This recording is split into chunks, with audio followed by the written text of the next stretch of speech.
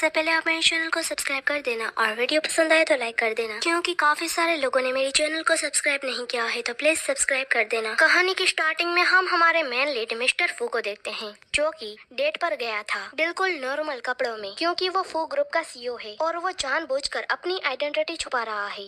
तभी वहाँ पर उसका असिस्टेंट उसके लिए काफी अच्छे सूट लेकर आता है, जिस पर वो कहता है कि क्या यहाँ पर कोई फैशन डिजाइनर शो हो रहा है। तो वो कहता है कि ये मैडम ने भिजवाए हैं, तो क्यों ना आप एक बार देख ले, क्योंकि एक तो 48 डेटिंग पार्टनर आपकी जो हालत सुनकर ही भाग गई थी और इतनी मुश्किल से एक मिली है, उसे भी क्या आप ऐसे अपना लुक दिखाकर भगाना चाहते हैं। तो वो धमकी देता है कि क्या तुम लोग चाहते हो या फिर मैं ये डेट कैंसिल कर दूं। जो सुनकर वो लोग तो वहाँ से चले जाते हैं। तभी वहाँ पर हमारी फीमेल लीड की एंट्री होती है, जिसका नेम मिया है। उसे देखकर तो वो देखता ही रह जाता है कि ये कितनी प्रिटी है, पर ये ब्लाइंड डेट के लिए राजी कैसे हुई। जरूर कुछ ना कुछ गड़बड़ है। वो कहता है कि तुम्हें पता है ना मेरी सिचुएशन के बारे में, मेरी कंपनी बैंकरप्ट हो गई और मेरे ऊपर काफी सारा कर्जा है और मेरे पास ना ही घर है और ना ही कार, मेरे पास कुछ भी नहीं है। मैं बस मजदूरी करता हूँ, चाहो तो तुम यहाँ से जा सकती हो, मैं तुम्हें फोर्स नहीं करूँगा। वो कहती है कि कोई बात नहीं, लेकिन फिर भी मैं राजी हूँ, क्योंकि तुमने अपनी लाइफ में इतना स्ट्रगल किया है, लेकिन फिर भी तुमने अपनी हिम्मत नहीं हारी, यही काफी बड़ी बात है। और ऐसे इंसान काफी कम ही होते हैं, इसीलिए मैं भी तुम्हें सपोर्ट करना चाहती हूँ। एक से भले दो, अगर हम दोनों ही इस परेशानी का सामना करेंगे तो सब कुछ धीरे धीरे ठीक हो जाएगा। उसकी ऐसी बातें सुनकर तो बस वो उसे देखता ही रह गया था, पर उसे बीच में डिस्टर्ब करने के लिए असिस्टेंट की कॉल आ जाती है कि बॉस आपकी ब्लाइंड डेट कैसी चल रही है, जिस पर तो वो फोन को काट देता है। वो कहती है कि क्या कोई प्रॉब्लम है, जिस पर वो कहता है कि नहीं,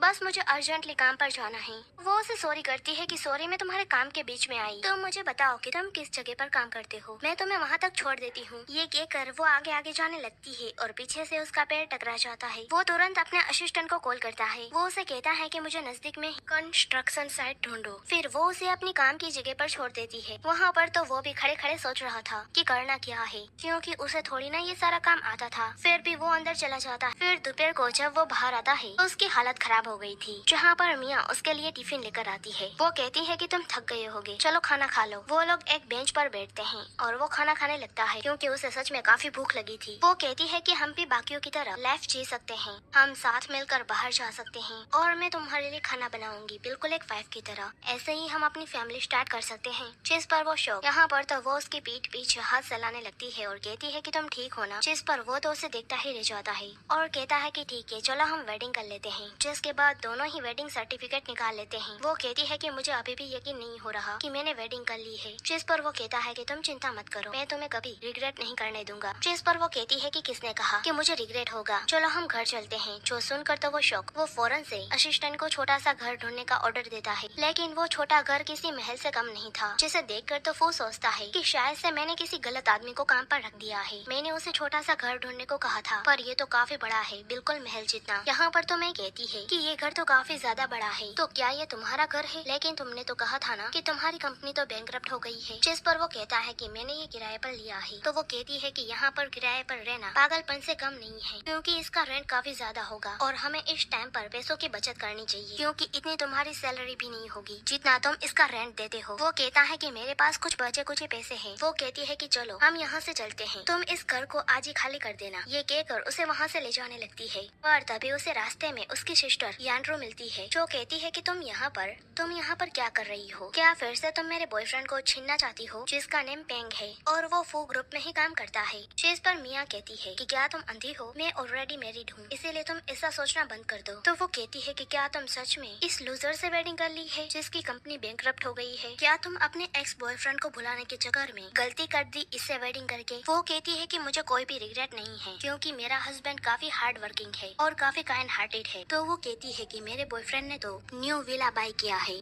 और तो और वो फू ग्रुप में काम करता है, जल्दी ही उसे प्रमोशन मिलेगा। जिस पर फू सोचता है कि ये तो मेरी ही कंपनी में काम करता है। यहाँ पर यानरू कहती है कि वो कंपनी इस सिटी की काफी बड़ी कंपनी है और वहाँ का सीईओ भी काफी अच्छा है, जिसका नेम मिस्टर फूयान है, पर उसकी वो पोजीशन ज्यादा देर तक उसके पास नहीं रहेगी, क्योंकि मेरा हस्बैंड जल्दी ही उसकी जगह ले लेगा, यानी कि फू ग्रुप का सीईओ बन जाएगा। जो सुनकर तो पेंग शौक कि क्या तुम पागल हो गई हो, तुम ऐसे नॉनसेंस बातें कैसे कर सकती हो, क्योंकि मैं मिस्टर फूयान की जगह कभी नहीं ले सकता। जिस पर वो कहती है लेकिन क्यों? फिर वो कहती है कि कोई बात नहीं, मेरा हस्बैंड सीईओ नहीं बन सकता, पर तुम्हारे हस्बैंड से काफी बेटर है, क्योंकि हमेशा तुम मुझसे आगे ही रहती हो, लेकिन अब मैं तुमसे नहीं हारूंगी। तो क्या अब तुम्हें जेलसी हो रही है? वो कहती है कि नहीं, तो मैं तो विश करती हूँ कि तुम दोनों हमेशा साथ में रहो। तो वो कहती है कि मेरा हस्बैंड तो मुझे प्रिंसेस की तरह ट्रीट करता है, मुझे कुछ भी नहीं होने देता। तभी वहाँ पर एक छोटा सा पपी आता है। तो सबसे पहले तो पे उसे आगे कर देता है और खुद उसके पीछे छुप जाता है। और यहाँ पर मिस्टर फू मिया को बचा लेते हैं। चेस पर वो कहती है कि तुम ठीक हो ना, तुम्हें कहीं चोट तो नहीं लगी ना। चेस पर वो कहता है कि मैं ठीक हूँ। तो वो कहती है कि तुमने ऐसा क्यों किया, तुम्हें ऐसा नहीं करना चाहिए। तो वो कहता है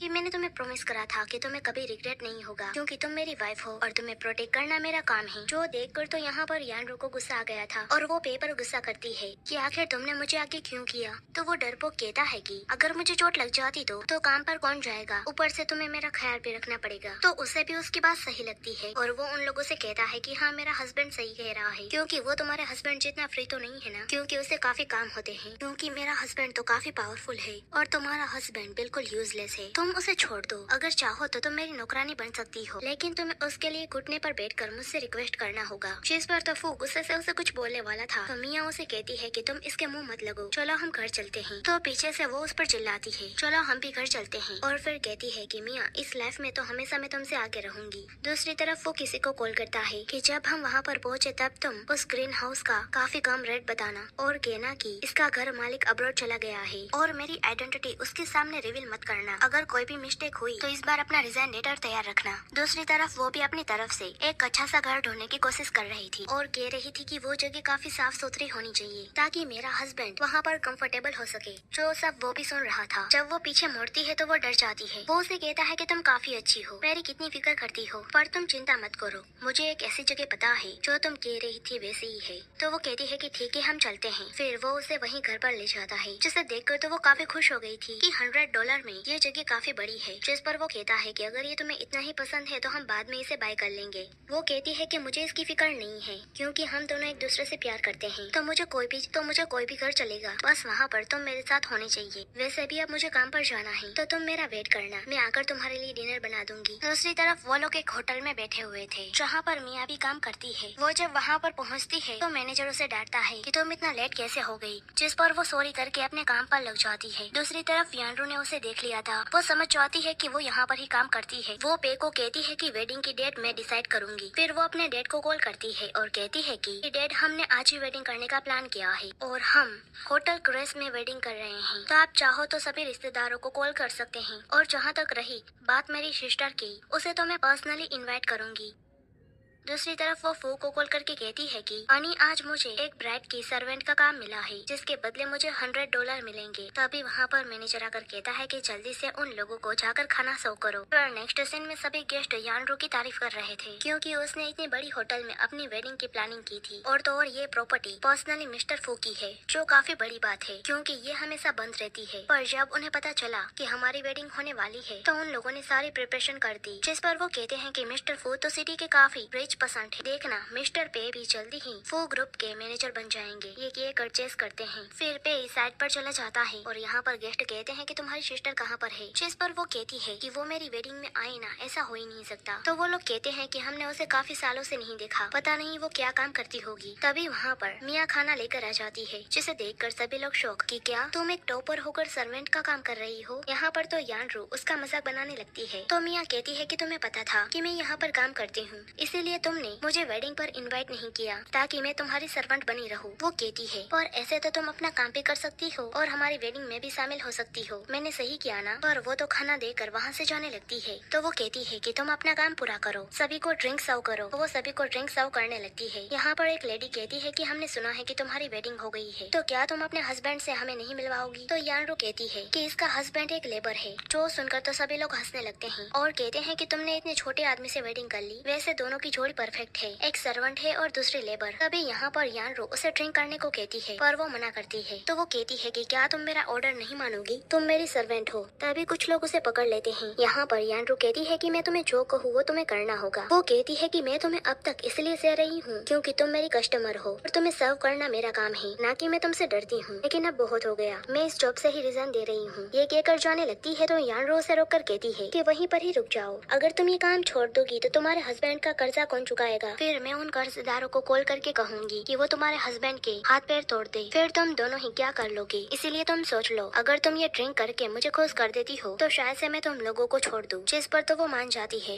वो जैसे ही ड्रिंक करने वाली थी उसी टाइम पर उसे फू की कॉल आ जाती है, पर तभी यानरो उसे बोतल छीन लेती है और उसका फोन नीचे गिर जाता है और यहाँ पर फू उन दोनों की ही बातें सुन लेता है। वो समझ जाता है कि कोई उसे बुली कर रहा है। वो काफी गुस्सा हो गया था कि किसकी इतनी हिम्मत हुई मेरी वाइफ को टच करने की। वो फौरन से वहाँ पर जाने लगता है। दूसरी तरफ वो उसे फोर्सफुली ड्रिंक करवा रही थी। तभी वहाँ पर मिस्टर फू पहुँच जाता है, वो भी अपने गार्ड के साथ। वो कहता है कि रुक जाओ, जिसे देखकर यानरू कहती है कि तुम जैसे पुअर इंसान यहाँ पर क्या कर रहे हो। वो गार्ड को बुलाकर कहती है कि इसे बाहर निकालो, लेकिन असिस्टेंट उसे एक चाटा मार देता है कि तुम्हारी हिम्मत कैसे हुई उनसे ऐसे बात करने की। यहाँ पर तो फू मिया को सॉरी करता है कि मैं लेट पहुँचा, तुम चिंता मत करो, तुम्हें अब कोई भी हर्ट नहीं करेगा, मैं हूँ ना, और जिसने भी तुम्हें बुली किया है उसे मैं छोड़ने नहीं वाला। यहाँ पर तो सभी गेस्ट फू की तारीफ करने लगते हैं कि वो कितना हैंडसम और स्ट्रॉन्ग है और कैसे अपनी वाइफ को प्रोटेक्ट कर रहा है। जिस पर यानरू कहती है कि ये बस ड्रामा कर रहा है। वो फू को कहती है कि तुम ऐसे कपड़े पहनकर बड़े आदमी नहीं बन जाओगे क्योंकि तुम एक लूजर हो और वहीं रहोगे। जिस पर मिया कहती है कि तुम अपनी जबान को लगाम दो, और वो कहती है कि मैंने तुमसे जो काम करने को कहा था वो तुमने पूरा नहीं किया, तो चलो जल्दी से घुटने पर बैठकर मुझसे भीख मांगो, वरना तुम दोनों यहाँ से जिंदा नहीं जा पाओगे क्योंकि तुम्हारा हस्बैंड एक बेकार इंसान है, जबकि मेरा हस्बैंड फू ग्रुप में काम करता है। अगर तुम चाहती हो कि तुम्हारे हस्बैंड को कोई चोट ना पहुँचे तो घुटने पर बैठकर मुझसे रिक्वेस्ट करो। पर यहाँ पर वो कहता है कि तुम चिंता मत करो, मैं तुम्हें कुछ भी नहीं होने दूंगा। तो यहाँ पर यानरू कहती है कि तुम जरा अपनी आंखें खोल के देखो, ये मिस्टर फुयान की प्रॉपर्टी है, तो तुम यहाँ पर फाइट करना चाहते हो क्या? तुम यहाँ पर अपने आप को मिस्टर फुयान मानते हो, लेकिन हकीकत में तुम एक लूजर हो। यहाँ पर तो पेंग कहता है कि मिस्टर फुयान हमारे रिलेटिव है और मुझे पता है कि वो अभी एक मीटिंग में है मिस ली के साथ। जिस पर फू कहता है कि अच्छा रिलेटिव हो, तो असिस्टेंट कहता है कि मैं तो तुम्हें जानता नहीं हूँ, तो मिस्टर फू तुम्हें क्या खाक जानेंगे? तो वो कहता है कि तुम हो कौन? जिस पर वो कहता है कि वो मिस्टर फुयान का असिस्टेंट है। तो पे कहता है कि मैं तो मिस ली की बात कर रहा हूँ, तो वीपीएन ग्रुप के चेयरमैन की बेटी है और वो फू ग्रुप के सीईओ की यानी मिस्टर फुयान की जल्दी ही मंगेतर बनने वाली।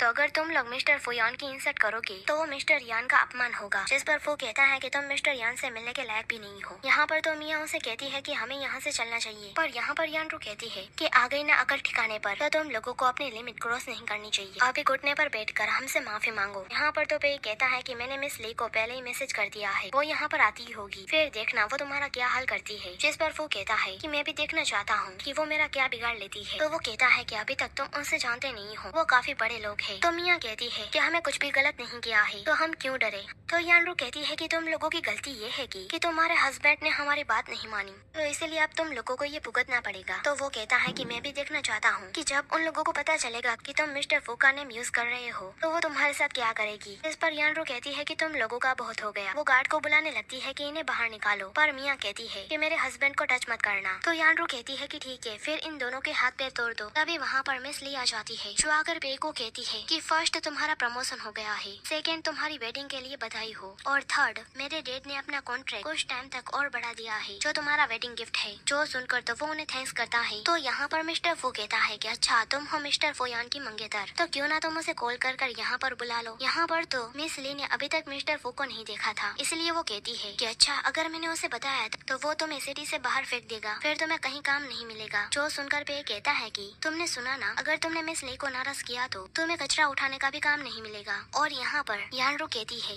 कि पता है ना, अभी तुम लोगों को काफी सारा कर्जा चुकाना है, अगर तुम लोगों ने उन्हें पैसे नहीं दिए तो शायद मिया को अपनी बॉडी सेल करनी पड़े। जो सुनकर तो मिया उसे एक चाटा मार देती है, जिस पर यानरू को गुस्सा आ जाता है। वो जैसे ही मिया को मारने वाली थी तो वो उसे रोक देता है। तो वो यहाँ पर अपने आदमियों से कहती है कि इसे सबक सिखाओ। तो जैसे ही गार्ड फो की तरफ जाने लगते हैं तो यहाँ पर फो के गार्ड काफी ज्यादा थे, जिसे देखकर वो लोग डर गए थे। तो यहाँ पर ली सोचती है कि मैं तो यहाँ पर मिस्टर फू से मीटिंग करने आई हूँ और मैंने अभी तक उसे देखा नहीं है, और अगर इन लोगों का झगड़ा हो जाएगा तो वो डिस्टर्ब हो जाएगा। इसीलिए वो उन लोगों को कहती है कि यहाँ पर बहस कुछ ज्यादा ही हो गई है, जिससे फुयान को परेशानी हो सकती है, इसीलिए मैं तुम लोगों को छोड़ रही हूँ। फिर वो यहाँ पर पे को एक कॉन्ट्रैक्ट देती है कि ये अपॉइंटमेंट कॉन्ट्रैक्ट है, जिससे तुम फू ग्रुप के मैनेजर बन सकते हो। तो सुनकर तो पे काफी खुश हो जाता है और यानरू भी, जिसे सुनकर तो मिस्टर पे काफी खुश हो जाते हैं। यहाँ पर यानरू भी मिया को कहती है कि तुमने देखा ना, अब तुम्हें हमसे माफी मांगनी होगी। तो जिस पर फू उस कॉन्ट्रैक्ट को फाड़ देता है, जिसे देखकर सभी लोग शौक। यहाँ पर तो मिया उसे रोकती है पर वो नहीं रुकता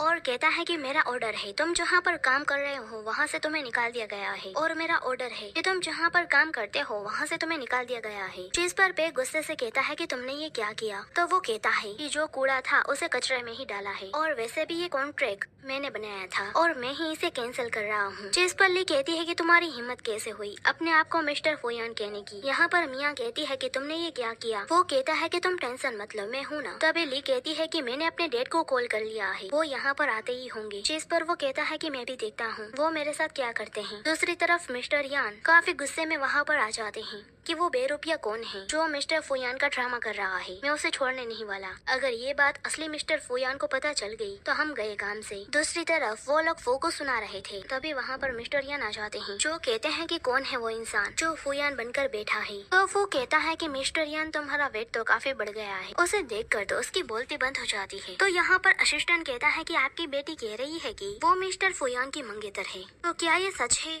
और तो और आपके रिलेटिव ने अपनी पोस्ट का गलत यूज किया है। जिस पर वो कहते हैं कि वो सिर्फ गलत फैमिली है। तो वो कहता है कि अच्छा बताओ इन दोनों में से कौन सी गलत फैमिली है। तो यहाँ पर मिस्टर यान एक को थप्पड़ मार देता है। तो देखकर तो यान रो कहती है शुरुआत उन लोगों ने की थी, तो आपने इसे थप्पड़ क्यों मारा। तो यहाँ पर मिस्टर यान कहते हैं मिस्टर जाओ मिस्टर फुयान के पर्सनल असिस्टेंट है। यहाँ पर तो किसी को भी अभी तक फुयान की सच्चाई पता नहीं चली थी कि वही फुयान है, क्योंकि वो यहाँ पर असिस्टेंट का फ्रेंड बना हुआ था। यहाँ पर ली कहती है कि वो बस असिस्टेंट है और आप वीपीएन ग्रुप के सीईओ है, तो आप उनसे इतने डर क्यों रहे हैं। हमें तो मिलकर उन्हें सबक सिखाना चाहिए, और जब मैं मिस वो बन जाऊंगी तो सबसे पहले इन लोगों को ही बाहर निकालूंगी। जो सुनकर तो डैड उसे एक थप्पड़ मार देते हैं। वो कहते हैं कि सभी लोग जानते हैं मिस्टर फुयान की फैमिली को, उन्हें बस एक डॉटर चाहिए, तो तुम उसका नेम यूज करके कि तुम उसकी मंगेतर हो ऐसे शान से घूमना सही बात नहीं है। फिर वो सभी से सॉरी करता है। तो यहाँ पर वो कहता है कि आपकी बेटी को समझाने से क्या सब कुछ ठीक हो जाएगा, मैं तो तुमसे बाद में निपटूंगा। और वहाँ से मिया को लेकर चला जाता है और ऑर्डर देकर जाता है कि मिस यानरू को और मिस्टर पे को बैठकर अपने आप को थप्पड़ मारना होगा, और तो और उसे काम से भी निकाल देता है और अपनी बेटी को कहता है कि तुम इस सिटी को छोड़कर चली जाओ, अगर दोबारा से तुमने मिस्टर फू का नेम यूज किया तो तुम्हारे लिए अच्छा नहीं होगा। तो यहाँ पर यान रो मिस्टर यान से कहती है कि आप हमारे साथ ऐसा क्यों कर रहे हैं। तो मिस्टर यान उन्हें थप्पड़ मार के कहते हैं कि तुम लोगों को पता नहीं है कि तुम लोगों ने किसको नाराज किया है। अगर तुम लोगों की जगह मेरा बेटा भी होता तो मैं उसकी भी हेल्प नहीं कर पाता, लेकिन तुम तो मेरे नेफ्यू हो। फिर यहाँ पर गार्ड उन्हें थप्पड़ मारने लगते हैं। दूसरी तरफ मिया को डॉक्टर जांच करके कहते हैं कि ये बिल्कुल ठीक है, इसे कहीं पर भी चोट नहीं लगी। फिर वो फू को थैंक्स कहती है और कहती है कि मैंने तुमसे कहा था ना कि मैं ठीक हूँ। तो वो कहता है कि तुम मेरी वाइफ हो, तुम्हें प्रोटेक्ट करना मेरा काम है, तो मैं आपसे कोई भी बुली नहीं करेगा। लेकिन मैंने सुना था कि तुम तो कॉलेज में टॉपर थी, तो तुम ये काम क्यों कर रही थी। तो वो कहती है कि मेरे डैड जुआरी है और वो बार बार जुआ खेलते हैं, जिसके कारण कर्जदार हमारे पीछे पड़े हैं। और पहले जहाँ पर मैं काम करती थी वहाँ पर वो आकर हमेशा तमाशा करते, जिसके कारण कोई भी मुझे जॉब नहीं देता। फिर मुझे मिस्टर फुयान की होटल में जॉब मिली, तो मुझे लगा कि अगर मैं यहाँ पर काम करूँगी तो वो लोग मेरा पीछा यहाँ तक नहीं करेंगे, क्योंकि वो सभी लोग मिस्टर फुयान से काफी डरते हैं और वो मिस्टर फुयान का पर्सनल होटल था। तो वो कहता है कि अब तुम चिंता मत करो, अब मैं तुम्हारे साथ हूँ, तुम्हें जो काम करना हो तुम कर सकती हो। तो वो कहती है कि वैसे तुमने भी सबको डरा दिया मिस्टर फुयान के असिस्टेंट के साथ मिलकर। जिस पर वो कहता है कि मैं तुम्हें एक सच बताना चाहता हूँ, मैं मिस्टर फुयान हूँ। जो सुनकर वो हंसने लगती है और कहती है कि तुम्हारा नेम एक जैसा है, तो तुम अपने आप को मिस्टर फुयान से कंपेयर मत करो। उन लोगों ने तुम्हारा सपोर्ट इसीलिए किया क्योंकि तुम मिस्टर फुयान के असिस्टेंट के फ्रेंड थे, इसीलिए उन लोगों ने तुम्हारी बात मानी। क्योंकि उसने एक बार देख लिया था, जब वो लोग ये घर देखने आए थे तब वो असिस्टेंट से काफी अच्छे से बातें कर रहा था, यानी वो उससे फ्रेंडशिप करने की ट्राई कर रहा था। तो यहाँ पर वो समझ जाता है कि अभी तक इसे सच्चाई पता नहीं चली है। तो वो कहता है कि मैं तो बस देखना चाहता था कि ये सुनकर तुम्हारा क्या रिएक्शन होता। तो वो कहती है कि अगर ये बात सच होती तो मैं पुलिस को बुलाती। वो कहता है कि क्या पुलिस, लेकिन क्यों, मैं तो तुम्हारा हस्बैंड हूँ ना, क्या तुम मेरे साथ ऐसा करोगी। जिस पर वो कहती है क्योंकि अगर तुम मिस्टर फुयान होती तो तुम इस वेडिंग को सीक्रेट रहने देते, जो बिल्कुल भी सही नहीं है, और तुमने मुझसे आइडेंटिटी बदल कर वेडिंग की है, तो ये एक फ्रॉड है। जिसकी बातें सुनकर तो वो भी काफी डर जाता है कि ये मैंने क्या कर दिया। यहाँ पर वो कहती है कि मैंने सुना है कि मिस्टर फुयान को मेडिकल प्रॉब्लम्स है। जिस पर वो शौक, वो कहती है कि जहाँ पर मैं पहले काम करती थी वहाँ पर मुझे पता चला कि मिस्टर फुयान की बॉडी में प्रॉब्लम है। तो सुनकर तो वो शौक के मारे हंसने लगता है कि अच्छा बॉडी में प्रॉब्लम। जिस पर वो कहती कहती है कि हाँ तुम भी ऐसे ही शौक हुई ना जैसे मैं हुई थी। लेकिन तभी फुयान अपने क्लॉथ निकालने लगता है। वो देखकर तो वो वहाँ से जाने लगती है, पर वो उसे खींचकर अपने क्लोज करता है। वो कहती है कि तुम क्या कर रहे हो। वो कहता है कि मैं तुम्हें दिखाना चाहता हूँ कि मेरी बॉडी में कोई भी प्रॉब्लम नहीं है। तो वो कहती है पर मैं तो मिस्टर फुयान की बातें कर रही थी। लेकिन वो नहीं मानता और वो उसे किस कर लेता है। दूसरी तरफ वो दोनों ही सूझ गए थे। चाटे खा खा कर यहाँ पर अभी भी यानरू का एटीट्यूड कम नहीं हुआ था। वो नर्स को सुनाने लगती है तो नर्स भी उसे कहती है कि एक तो मैं अच्छे से तुम्हें मेडिसिन लगा रही हूँ, वरना हमें पहले पुलिस को बुलाना पड़ता, क्योंकि तुम दोनों ने आपस में मारपीट की है। बाद में तुम्हारा इलाज होता तक तुम्हारे चेहरे पर निशान पड़ जाते। ये कहकर वो वहाँ से जाने लगती है कि अब यहाँ से निकल जाओ। जिस पर तो वो भी शौक वो यहाँ पर पैसे कहती है कि आखिर वो इंसान कौन था, क्योंकि वो मुझे सिर्फ लेबर नहीं लग रहा, वो रातों ही रात इतना स्ट्रॉन्ग कैसे हो गया। जिस पर वो कहता है कि मैंने उसकी इन्फॉर्मेशन निकाली थी तो मुझे पता चला कि उसने मिस्टर फुयान के असिस्टेंट के थ्रू एक घर रेंट पर लिया है, इसीलिए वो इतना पावर कर रहा है। तो उसकी किस्मत अच्छी है जो वो असिस्टेंट को जानता है। तो यानरू कहती है कि अब मैं समझी तो उसके तेवर इतने जल्दी बदल क्यों गए, क्योंकि उसकी फ्रेंडशिप मिस्टर फुयान के असिस्टेंट से हो गई है। पर तभी भी उसे डांटने लगता है कि अगर तुमने और तुम्हारी सिस्टर ने ये फाइट ना करी होती तो मेरे साथ ऐसा कभी ना होता और मेरी जॉब भी ना जाती। तो वो उसे सॉरी करने लगती है और कहती है कि मेरी भी हालत सही नहीं है, पूरी फैमिली के सामने मेरी इंसल्ट हुई है। वो गुस्से से कहता है कि मेरे डैड ने मुझे स्मार्ट कंपनी में काफी मुश्किल से जॉब दिलवाई है, हम नेक्स्ट वीक से ही काम पर जाएंगे, तो अब तुम कोई भी प्रॉब्लम मत क्रिएट करना और जाकर बिल्स पे करो। तो वो भी मान जाती है, पर वो अभी तक मानी नहीं थी। वो कहती है कि मियाँ मैं तुम्हें छोड़ूंगी नहीं। दूसरी तरफ मिस्टर फुयान अपने असिस्टेंट को कहता है कि जल्दी से तुम मियाँ को अच्छी एक जॉब की ऑफर करो हमारी कंपनी में ही। तो असिस्टेंट कहता है कि हमारी कंपनी में काफी सारी जगह है, पर वो अगर यहाँ पर काम करेगी तो कहीं वो आपको कंपनी में काम करते हुए ना देख ले। जिस पर वो कहता है कि तुमने तो सही कहा, एक काम करो, अभी अभी जो मैंने स्मार्ट कंपनी को एक्वायर किया है तुम उसे वहाँ से ऑफर भेजो और उनसे कहना कि ये मेरा ऑर्डर है। यानी कि वो वही कंपनी थी जहाँ पर पे और यानरो काम करने वाले थे, जो कि फू ने एक्वायर कर ली है और वो बात उन दोनों को पता नहीं है। वो असिस्टेंट से कहता है कि सब काम सही से करना, उसे पता ना चले कि ये मैंने किया है। तो वो कहता है कि ठीक है। तो यहाँ पर वो कहता है कि बाकी सारा काम तुम संभाल लेना, मैं अपनी वाइफ को लेने जा रहा हूँ। ये कहकर वो जैसे ही वहाँ से जाता है तो असिस्टेंट काफी खुश होकर उसकी ग्रैंडमा को कॉल करता है और कहता है कि मिस फू और मिस्टर फुयान दोनों ही क्लोज आ रहे हैं, लगता है कि बेबी होने में ज्यादा टाइम नहीं है। दूसरी तरफ वो जब घर जाता है तो कहता है क्या तुम इतनी जल्दी काम से आ गई और मेरे लिए इतना सारा खाना बनाया, क्या कोई गुड न्यूज है। तो वो कहती है कि मुझे एक स्मार्ट कंपनी में जॉब मिल गई है। जिस पर तो वो उसे विश करता है, पर वो तो काफी खुश थी। तो वो कहता है क्या तुम जॉब के कारण इतना खुश हो। जिस पर वो कहती है कि नहीं, क्योंकि तुम मेरे साथ हो इसीलिए, क्योंकि जब मैं छोटी थी तो मेरे डैड ने मुझे कंट्री साइड छोड़ दिया, वो भी अकेले, तब मेरे साथ कोई भी नहीं था जिससे मैं अपनी फीलिंग शेयर कर पाऊँ, इसीलिए अब मुझे ये घर एक घर जैसा फील होता है। तो वो कहता है कि मुझे भी। तो वो कहती है कि वेडिंग को इतने दिन हो गए, हम तुम्हारे पेरेंट्स से अब तक मिलने नहीं गए हैं। तो वो सैड हो जाता है। तो वो कहती है कि क्या कुछ हुआ है। तो वो कहता है कि मेरे पेरेंट्स की डेथ हो गई कार एक्सीडेंट के कारण, मुझे सिर्फ अपनी ग्रैंडमा ने पाला है, वही मेरी फैमिली थी, तब से मेरी एक विश थी कि मेरी भी एक फैमिली हो। तो वो उसे सॉरी करती है कि मैंने तुम्हें अपनी पेनफुल मेमोरी याद दिला दी, पर तुम चिंता मत करो, मैं हूँ ना, मैं तुम्हारी फैमिली बनूंगी। जिस पर वो कहता है कि मैं भी। फिर वो कहती है कि हम ग्रैंडमा से कब मिलने जाएंगे। जिस पर वो शौक वो सोचता है कि अगर मैं इसे ग्रैंडमा से मिलाने ले गया तो वो काफी खुश हो जाएंगी और उस पर गिफ्ट की बारिश कर देगी, और वो भी काफी एक्सपेंसिव गिफ्ट की। तो मेरा सीक्रेट रिवील हो जाएगा, इसीलिए वो बहाने दे देता है कि ग्रैंडमा तो बाहर गई है, वो अभी वापस नहीं आएगी। वो कहती है कि ठीक है, फिर जब वो आएगी तब हम उनसे मिलने जाएंगे। ये कहकर वो किचन में चली जाती है। तो यहाँ पर वो कहता है कि तुम सबसे ज्यादा मेरे लिए इम्पोर्टेंट हो, तुम्हें प्रोटेक्ट करना ही मेरा काम है। फिर वो स्मार्ट कंपनी के डायरेक्टर को कॉल करता है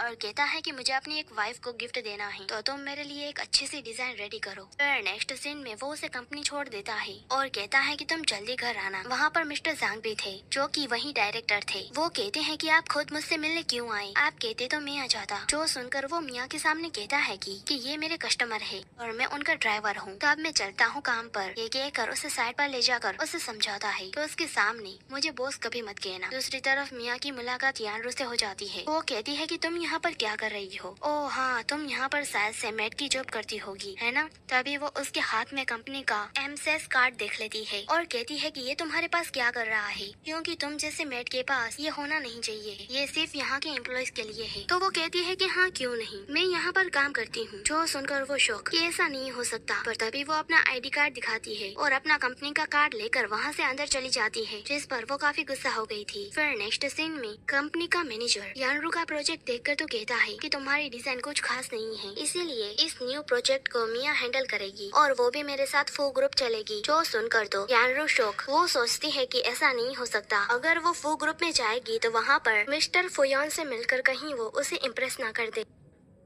तो वो उसके लिए काफी अच्छा रहेगा। तो वो मैनेजर से कहती है कि मेरा प्रोजेक्ट मिया से काफी बेटर है, प्लीज मुझे एक चांस दे दीजिए। ये कहकर वो अपना दूसरा प्रोजेक्ट दिखाती है, जो देखकर वो कहते हैं कि हाँ ये सही है, तो तुम ये प्रोजेक्ट करोगी। तो वो खुश होकर मिया को धकेल कर वहाँ से जाने लगती है। फिर नेक्स्ट सीन में यानरू कुछ एम्प्लॉइज की बातें सुनती है। वो कहते हैं कि मैनेजर ने उस गर्ल को काफी अच्छे से फंसाया है, उसे क्या पता कि ये प्रोजेक्ट मिस्टर फू अपनी वाइफ के लिए प्रिपेयर कर रहे हैं। अब वो बलि का बकरा बन गई है, अगर वो जीती तो उसके लिए अच्छा होगा, पर अगर वो हारी तो उसके लिए काफी बुरा होगा। तो एक गर्ल कहती है कि क्या वो मिस्टर फू को इम्प्रेस करना चाहती है, क्या उसे पता नहीं है कि मिस्टर फू की ऑलरेडी एक वाइफ है। देखना, अगर उसने मिस फू को हर्ट किया तो उसका फ्यूचर तो खत्म समझो। जो सुनकर तो फौरन से वो अपना प्रोजेक्ट मिया को देने के लिए जाने लगती है और कहती है कि तुम्हें मैनेजर के साथ प्रोजेक्ट को एक्सप्लेन करने जाओ। तो वो कहती है लेकिन ये तुम्हारा प्रोजेक्ट है, तो मैं इसे एक्सप्लेन कैसे कर सकती हूँ। तो वो कहती है कि आज मेरी तबीयत ठीक नहीं है, अगर चाहो तो तुम मेरे बदले अपना प्रोजेक्ट ले जा सकती हो। तो यहाँ पर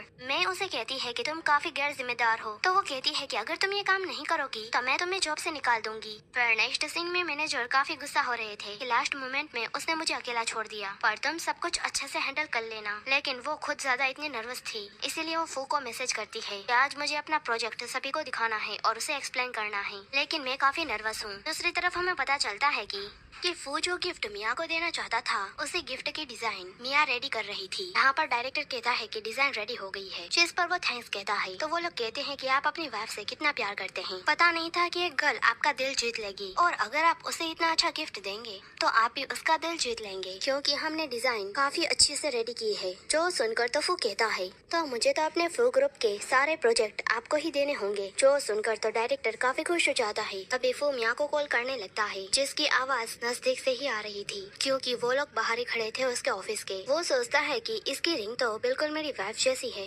यहाँ पर मैनेजर मिया को डांटता है कि तुम्हें अपना फोन साइलेंट पर कर लेना चाहिए। जो सुनकर वो फौरन से कॉल काट देती है। तभी डायरेक्टर कहता है कि क्या मैं उस डिजाइन को अंदर ले आऊँ, तो वो हाँ कहता है। फिर जैसे ही यहाँ अंदर आती है तो उसे देखकर शौक रह जाती है कि हनी तुम यहाँ पर क्या कर रहे हो। तो वो कहता है कि तुम क्या कर रही हो। तो वो कहता है कि ये तो मुझे तुमसे पूछना चाहिए, क्योंकि मैं तो अपना प्रोजेक्ट देने आई हूँ, लेकिन अब तुम ये मत कहना कि तुम्हें मिस्टर फुयान हूँ। तो वो फौरन से खड़ा हो जाता है कि नहीं नहीं, मैं फुयान नहीं हूँ, मैं तो इनके कहने पर यहाँ पर आया हूँ, क्योंकि वो चाहते हैं कि मैं उन्हें वापस ले जाऊँ। जिस पर तो मिस्टर जोंग यानी डायरेक्टर शौक वो उसे आग दिखाता है, तो वो भी हामी भर देता है कि हाँ सही कहा। तो वो कहती है अच्छा ये बात है, तो अब मैं ये प्रोजेक्ट कैसे दूँ। तो फू फौरन से उसके डिजाइन को देखने लगता है और कहता है कि ये तुमने रेडी किया है। जिस पर वो हाँ कहती है। वो कहती है कि मैंने सुना है कि मिस्टर फुयान इसे अपनी वाइफ को गिफ्ट करना चाहते हैं, लेकिन मुझे पता नहीं है उन्हें ये पसंद आएगी या नहीं। तो वो कहता है कि जरूर आएगी, क्योंकि ये काफी प्यारी डिजाइन है। जो देखकर तो मैनेजर काफी एम्बेरस हो गया था कि मुझे पता नहीं था कि वो मिस्टर फू की वाइफ है। मैंने ये क्या कर दिया, मिस्टर फू को ये गिफ्ट अपनी वाइफ को गिफ्ट करना था और मैंने मिस फू को ही ये प्रोजेक्ट दे दिया। ये कितनी एम्बेरस बात है। तो यहाँ पर मिया कहती है कि हम मीटिंग स्टार्ट करें।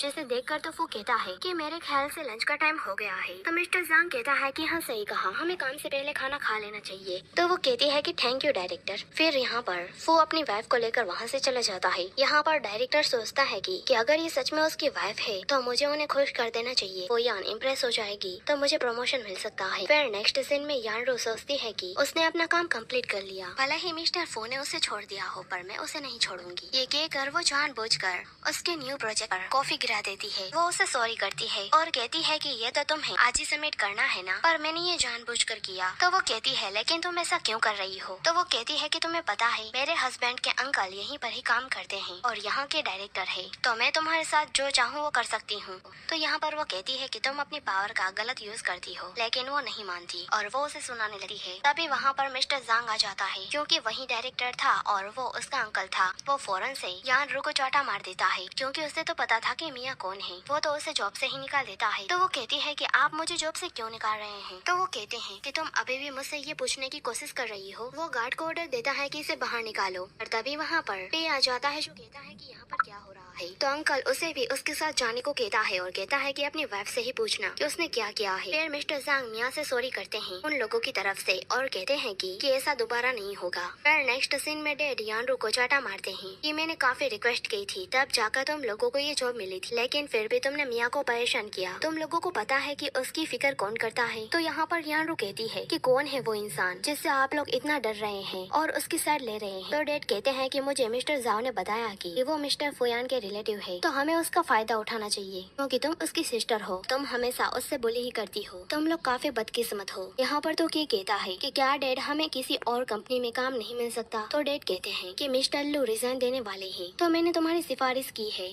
अगर वो लोग मान जाते हैं तो तुम वहाँ के मैनेजर बन जाओगे, यानी फू कंपनी के मैनेजर बन जाओगे। जो सुनकर वो खुश हो जाता है। वो यहाँ पर यानरू को कहती है कि अब तुम ऐसा कुछ भी मत करना। तो वो हाँ कहती है, लेकिन वो समझी नहीं थी। वो सोचती है कि मैं बस एक बार मैनेजर की वाइफ बन जाऊँ, फिर मैं मिया को उसकी औकात दिखाऊंगी। दूसरी तरफ फू उसे कहता है कि मैंने सुना है कि फू ग्रुप में मैनेजर की पोस्ट खाली हुई है, तो क्या तुम उसके लिए अप्लाई नहीं करोगी? जिस पर वो कहती है कि मैं देखती हूँ, लेकिन अगर मैं मैनेजर नहीं बनी तो मुझे कोई फर्क नहीं पड़ता, क्योंकि मैं तो बस तुम्हारे साथ रहना चाहती हूँ। जिस पर वो खुश हो जाता है। दूसरी तरफ पे काफी परेशान था, उसे वो पोस्ट मिलेगी या नहीं। और तभी वहाँ पर यानरू आकर उसे अपने हाथों से बनाया हुआ सूप पिलाती है, जिसे पीकर उसकी हालत खराब हो जाती है कि ये तुमने क्या बनाया है, इतना गंदा है। वो तो गुस्से से उसे कहता है कि तुम यहाँ से चली जाओ। तभी डैड आकर कहते हैं कि उस पोजीशन के लिए काफी लोगों ने अप्लाई किया है, मुझे बात करना चाहती है। पता नहीं मैंने उससे वेडिंग क्यों कर ली। बस वो पूरा दिन आलस करती रहती है और खाना खाती रहती है, और उसे बॉयज को अप्रोच करने के अलावा और कुछ नहीं आता। जिस पर डैड कहते हैं कि एक काम हो सकता है, मिस्टर चैन की एक बुरी आदत है। वो यहाँ पर उसे प्लान बताता है। फिर वो भी यानरू को मनाने के लिए चला जाता है और उसे सॉरी करता है सुबह के लिए। वो कहती है कि ठीक है, मैं तुम्हें माफ करती हूँ। तो वो कहता है कि मुझे तुम्हारी हेल्प चाहिए, जिससे मुझे ये पोजीशन मिल सकती है। तो वो कहती है कि बोलो, मैं तुम्हारे लिए क्या कर सकती हूँ?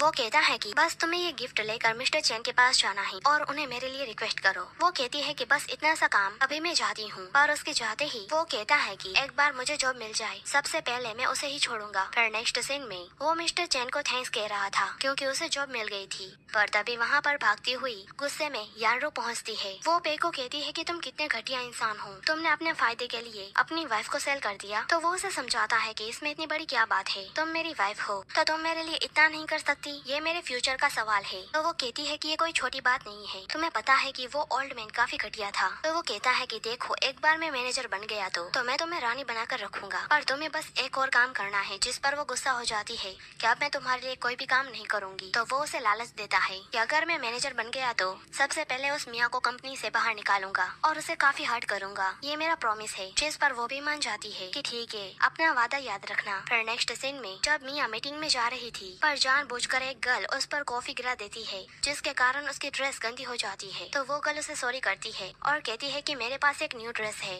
ये कहकर वो उसे एक ड्रेस देती है। दूसरी तरफ पे सभी को स्पीच दे रहा था और तभी वो कुछ फोटोज दिखाता है जो कि यानरू की थी, और उसने सेम ड्रेस पहनी थी कि मिस मिया जुआ खेलती है, इसीलिए उसके कारण उसे हमेशा कंपनियों से निकाला जाता है। लेकिन फिर तो उसने हाथ पार कर दी। वो रात को चोरी चुपके से कंपनी में एंटर करती है। कहीं वो हमारे सीक्रेट डॉक्यूमेंट के साथ कोई छेड़छाड़ तो नहीं कर रही होगी ना, जो कि हमारी कंपनी के लिए अच्छा नहीं है। पर मैंने उसे पकड़ लिया है, इसीलिए ही मैं इस पोजीशन के लिए अप्लाई कर रहा हूँ, ताकि हमारी कंपनी में ऐसी कोई भी गड़बड़ ना हो।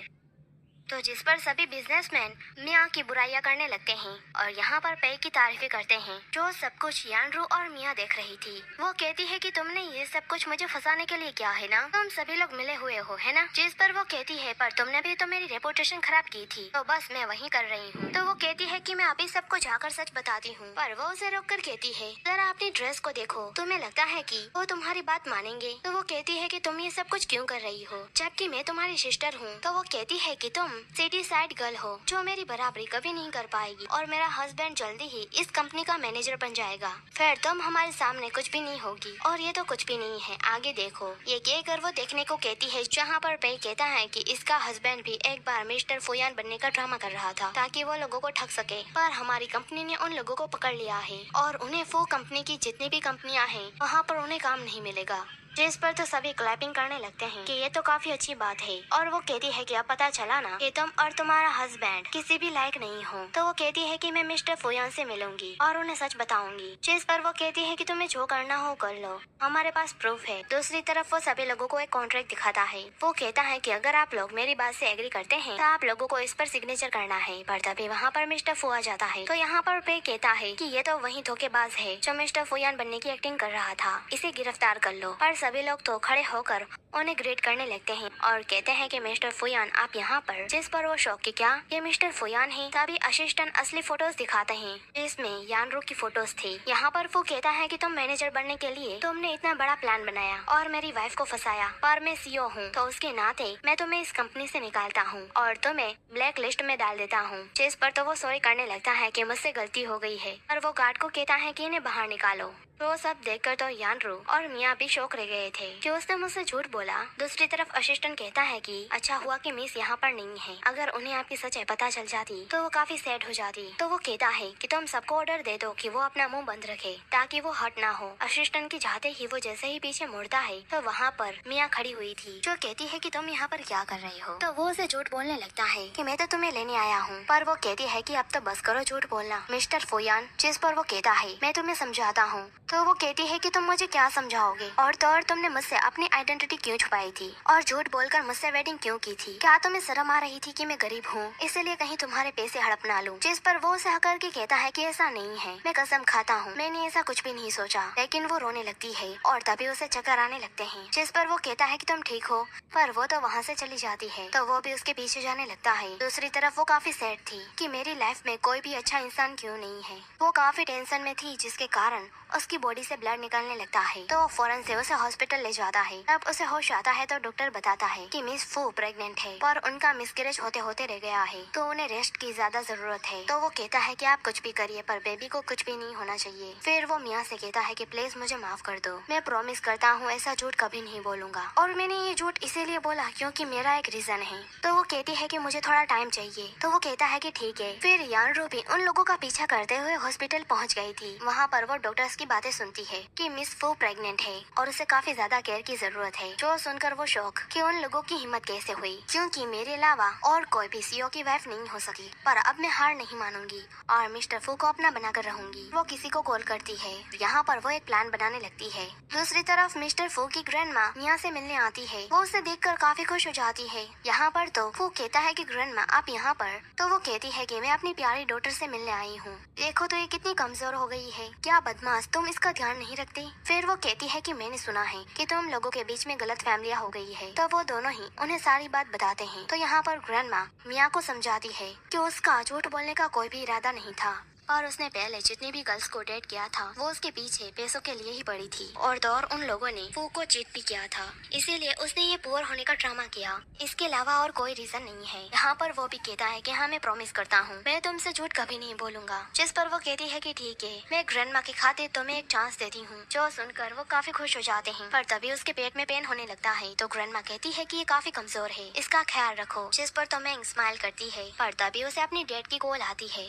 वो उनसे बात करती है और जैसे ही कॉल काटती है तो यहाँ पर वो कहता है कि किसकी कॉल थी। तो वो कहती है कि मेरे डैड की। उन्होंने कहा है कि उनके पैरों में चोट लग गई है और वो चाहते हैं कि मैं उनका ध्यान रखूं। जिस पर ग्रैंडमा कहती है कि तुम्हारी हालत यहाँ पर तो एक कैंडल जल रही थी जिसके कारण कोई भी इंसान बेहोश हो जाता है। वो यहाँ पर फू को कहती है कि असल में मैं तुम्हारी वाइफ बनने वाली थी पर मुझे पता चला कि तुम बैंकरप्ट हो तो मेरी जगह मेरी सिस्टर ने ले ली। पर तब मैं सच नहीं जानती थी कि तुम सीईओ हो, लेकिन अब मिस फू की जगह मेरी है। ये कहकर उसके क्लोज जाने लगती है तो वो उसे दूर करता है और कहता है कि अगर तुम्हें लगता है कि ये सब करने से तुम जीत जाओगी तो ये गलत है। अगर मियाँ ना होती तब भी मैं तुम्हें चूज ना करता और मेरी वाइफ को दोबारा से हर्ट मत करना, वरना तुम्हारे लिए अच्छा नहीं होगा। ये कहकर वो जाने लगता है पर वो बेहोश हो जाता है। तो वो मौके का फायदा उठाकर उसके साथ फोटोज खींच लेती है और फिर वो मियाँ को भेज देती है। वो उसे मैसेज करती है कि तुम रेडी हो जाओ, जो मेरा था वो मैं वापस ले लूंगी। जो देखकर वो शौक, तभी उसे यानरू की कॉल आती है जिससे वो पूछती है कि मेरा हस्बैंड कहाँ पर है। तो वो कहती है कि तुम्हारा हस्बैंड बहुत ही जल्द मेरा हो जाएगा, क्योंकि आज ही मैं उसके साथ नाइट स्पेंड करने वाली हूँ और तुम्हें पता है कि उसके बाद वो तुम्हें छोड़ देगा और वैसे भी वही मेरा फ्यूचर हस्बैंड था। तो वो कहती है कि तुम उसे बिल्कुल भी टच मत करना, लेकिन वो कॉल काट देती है। जिस पर तो वो फौरन से अपने घर जाती है और उसे कहती है कि मेरा हस्बैंड कहाँ पर है। तो वो कहती है कि इतनी जल्दी भी क्या है,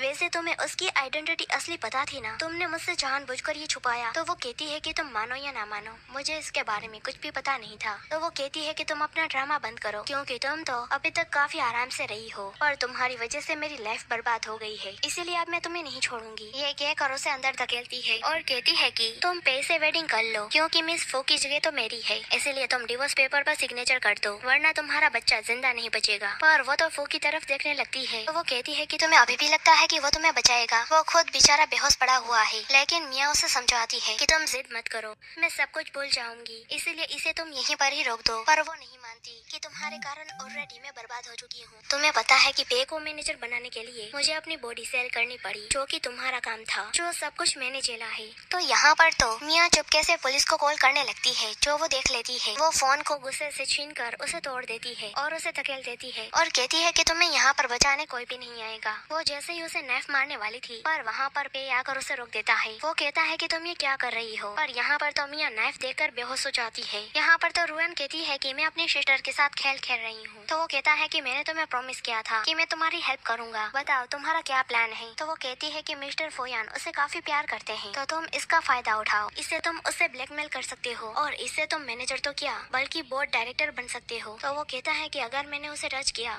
तो मिस्टर फो मुझे नहीं छोड़ेंगे। तो वो कहती है कि उसे तब पता चलेगा ना जब मियाँ उसे बताएगी, पर तुम भी उसे ब्लैकमेल करके उसका मुंह बंद कर देना और तुम्हारे पास ये लास्ट चांस है, तो तुम ही सोच लो, क्योंकि ये चांस तुम्हें दोबारा से नहीं मिलेगा। जिस पर वो सोचता है कि वैसे भी मेरे पास कोई भी रास्ता नहीं है और वैसे भी मुझे ब्लैक लिस्ट में डाल दिया है, अगर मेरा ये प्लान फेल हो गया तो मैं सारा इल्जाम इस पर ही लगा दूंगा।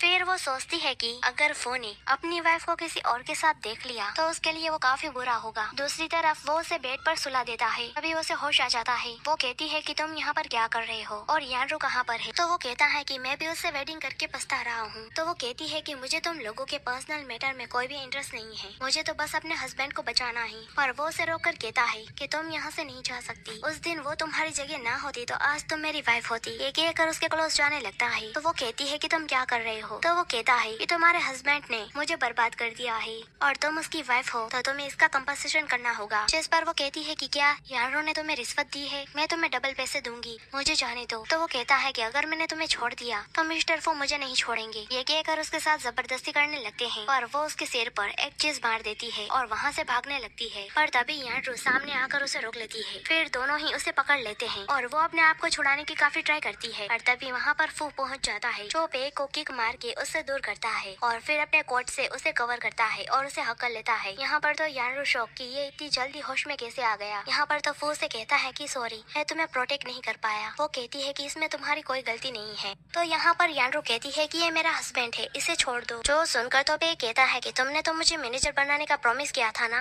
पर तुम तो यहाँ पर अपना ही फायदा देख रही हो। तो वो कहती है कि तुमने भी अपना फायदा ही देखा था उस दिन। जो सुनकर तो वो उसे थप्पड़ मार देता है और कहता है कि तुम्हारी हिम्मत कैसे हुई मुझे चीट करने की। यहाँ पर तो वो कहता है कि अब तुम लोगों को पनिशमेंट जरूर मिलेगी। जिस पर तो पे घुटनों के बल बैठकर सॉरी करने लगता है और सारा इल्जाम यानरू पर लगाने लगता है कि इस गर्ल ने मुझे धोखा दिया है। तो दोनों ही एक दूसरे का इल्जाम एक दूसरे पर डालने लगते हैं। तो यहाँ पर यानरू कहती है कि ये गर्ल लोगों का घर तोड़ने में माहिर है। जिस पर तो मियाँ उसे एक चाटा मार देती है और कहती है कि मैं हमेशा से तुमसे प्यार करती थी और तुम्हारे अच्छे के लिए कई बार मैं बीच में आई हूँ। जब डैड हम में से किसी एक को कंट्री साइड भेजना चाहते थे तब तुम्हें कोई परेशानी ना हो, इसीलिए तुम्हारी जगह में चली गई ताकि तुम यहाँ पर अपनी लाइफ आसानी से बिता सको, लेकिन उसके बदले तुमने मेरे साथ क्या किया? तुमने बार बार मुझे उकसाया, लेकिन अब तक मैंने सब कुछ सहन किया, पर इस बार तो तुमने हद पार कर दी है, इसीलिए मैं तुम्हें नहीं छोड़ूंगा। तभी वहाँ पर असिस्टेंट आता है जो कहता है कि सॉरी मैं लेट पहुँचा। फिर वो गार्ड को कहता है कि इसे पुलिस स्टेशन ले जाओ। तो यहाँ पर वो दोनों उससे सॉरी करने लगते हैं, लेकिन तभी वहाँ पर मिया और यानरू के डेट आ जाते हैं जो मिया को कहते हैं कि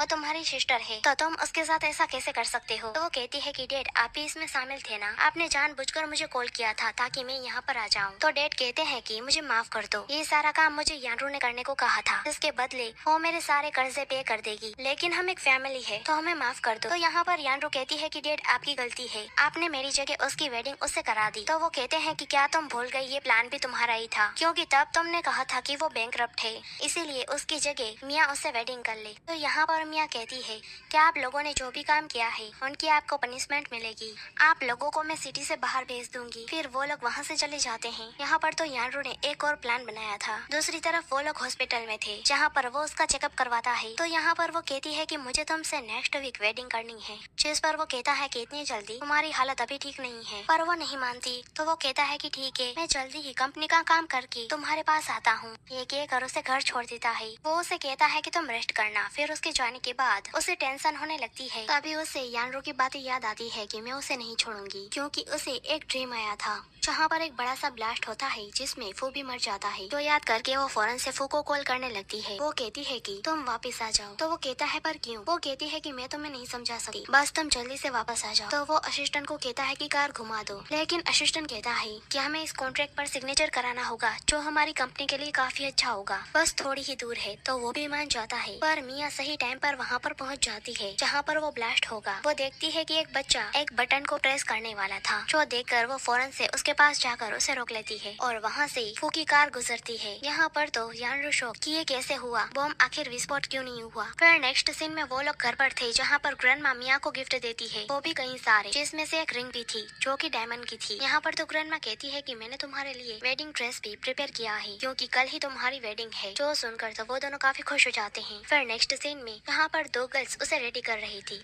उसमें से एक गर्ल वहाँ से चली जाती है और दूसरी गर्ल उसका मेकअप कर रही थी। वो कोई और नहीं बल्कि यानरू थी। वो सोचती है कि इस प्रिटी चेहरे के कारण ये सब कुछ हुआ है। तभी अचानक से मिया का चेहरा जलने लगता है, क्योंकि उस मेकअप में उसने कुछ मिलाया था। वो तो वहाँ पर चिल्लाने लगती है, पर ये तो मिया का एक ड्रीम था। वो फौरन से उस गर्ल का चेहरा देखती है जो कि यानरू नहीं बल्कि कोई और था। तो वो सॉरी करती है। फिर वो फू को कॉल करती है और उसे बातें करने लगती है। फू तो उसके लिए कुछ फ्रूट ले रहा था। जैसे ही वो वहाँ से जाने लगता है, तभी यानरू अपनी कार से उसका एक्सीडेंट कर देती है, जिसकी आवाज मिया भी सुन लेती है। फिर नेक्स्ट सीन में वो उसे हॉस्पिटल ले जाती है। यहाँ पर वो काफी डरी हुई थी। फिर यहीं पर ही सीन कट होता है और वो कुछ दिनों बाद यानरू से मिलने जाती है जेल में, जो कहती है कि तुम मुझे हरा हुआ देखने आई हो ना। तो वो कहती है कि मैंने तुमसे कभी कंपटीशन नहीं किया था, जिस पर वो कहती है कि झूठ मत बोलो, तुम हमेशा से मुझसे आगे रही हो। तभी तो देखो तुम्हारे हाथ में इतनी अच्छी रिंग है जो काफी एक्सपेंसिव है। मैंने तो ऐसी रिंग अपनी लाइफ में कभी नहीं देखी, और अब तुम भी मेरी तरह अकेली हो गई हो क्योंकि मैंने फू को मार डाला है। और तभी वहाँ पर फू आ जाता है, जिसे देखकर वो शौक कि तुम जिंदा कैसे हो। हमें यहाँ पर पास्ट में दिखाया जाता है कि उसकी हालत काफी खराब थी, उसे ब्लड की जरूरत थी, तो मिया ने उसे अपना ब्लड दिया था, जिसके कारण उसकी जान बची थी। प्रेजेंट में वो गुस्से से कहती है कि मैंने इतनी प्लानिंग की, इतनी मेहनत की, पर फिर भी तुम दोनों साथ में हो। तो मिया कहती है कि मॉम के जाने के बाद मैंने तुम्हें ही अपनी फैमिली माना था, पर तुमने मुझे बार बार हर्ट किया और मुझे बेइज्जत किया। मैं तुम्हें कभी माफ नहीं करूंगी। ये कहकर जाने लगती है, तो वो उसे रिक्वेस्ट करने लगती है कि प्लीज मुझे माफ कर दो, मैं सुधर जाऊंगी। पर वो नहीं मानती और वहाँ से चली जाती है। फिर हम कुछ सालों बाद का सीन देखते हैं जहाँ पर उसने एक बेबी को बर्थ दिया था, जिसे देखकर ग्रैंडमा काफी खुश थी। वो तो उस बेबी को अपना एक नेकलेस गिफ्ट करती है और कहती है कि पिछली बार तुम लोगों की वेडिंग नहीं हो पाई थी, पर इस बार हम काफी धूमधाम से तुम दोनों की वेडिंग करेंगे। और यहाँ पर तो सभी लोग उसकी प्रिपरेशन करने लगते हैं। यहाँ पर तो असिस्टेंट और फू के बीच में क्यूट सी फाइट हो जाती है इस बार की वेडिंग में क्या क्या होगा। फिर मिया को ऑफिसर्स की कॉल आती है जो कहते हैं कि मिस यानरू ने सुसाइड